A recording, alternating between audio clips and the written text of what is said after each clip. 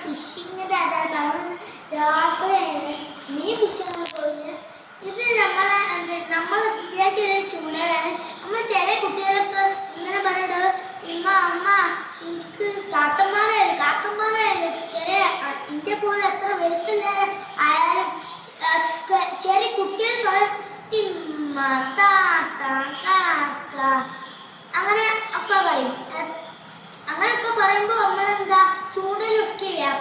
അതിന് ഡേഞ്ചറാണ് കൊക്ക നമ്മൾ ഇവിടെ കളിച്ചാൽ പിന്നെ എടുക്കാനേ കഴിയില്ല.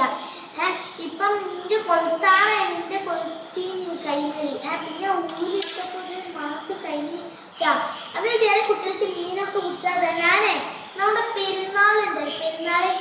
അവിടുത്തെ പെരുന്നാളത്ത് മറ്റേ പലരും ഇങ്ങനെ കാക്കണത് അങ്ങനെ കാക്കണല്ലേ അത് പൊട്ടീന്. അപ്പൊ നമുക്ക് എന്താക്കാം ഇത് ഈ സൈഡിൽ ഇങ്ങനെ കെട്ടിയിട്ട് നമുക്കൊരു മീൻ പോലെ ആക്കിയെടുക്കാം. ഇതൊരു എരിവാക്കാം നമുക്ക് ഗൈസ്. നമുക്ക് കെട്ടിയെടുക്കാം ഗൈസ്. ഇതൊന്നും ചെയ്യലോ ഒരു ലൈക്കൊന്നും ഇടാമോ. ഇൻസ്റ്റാഗ്രാമിൽ ഫോളോ ചെയ്തിട്ട് പെട്ടെന്ന് ഫോളോ ചെയ്യാൻ ഇഷുമോൻ എന്നുണ്ടാവും.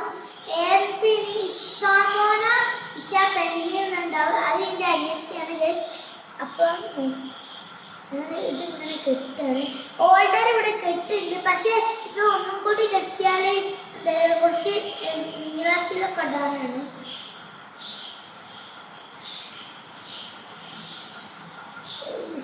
പണിപ്പാളികളുണ്ടായിട്ടുണ്ട്.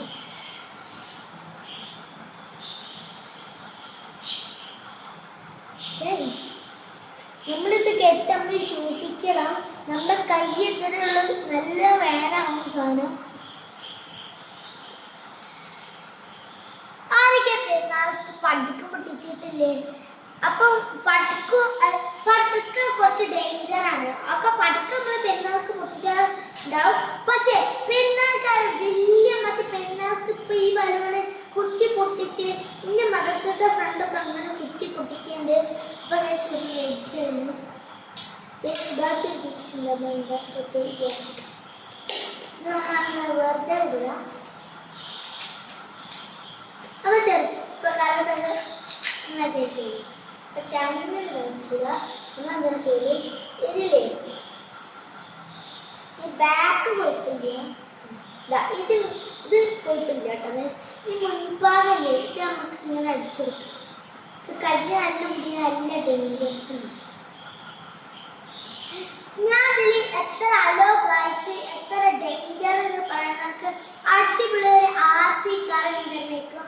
അപ്പൊ എല്ലാവർക്കും ഗുഡ് ബൈ. ഇഷാൻ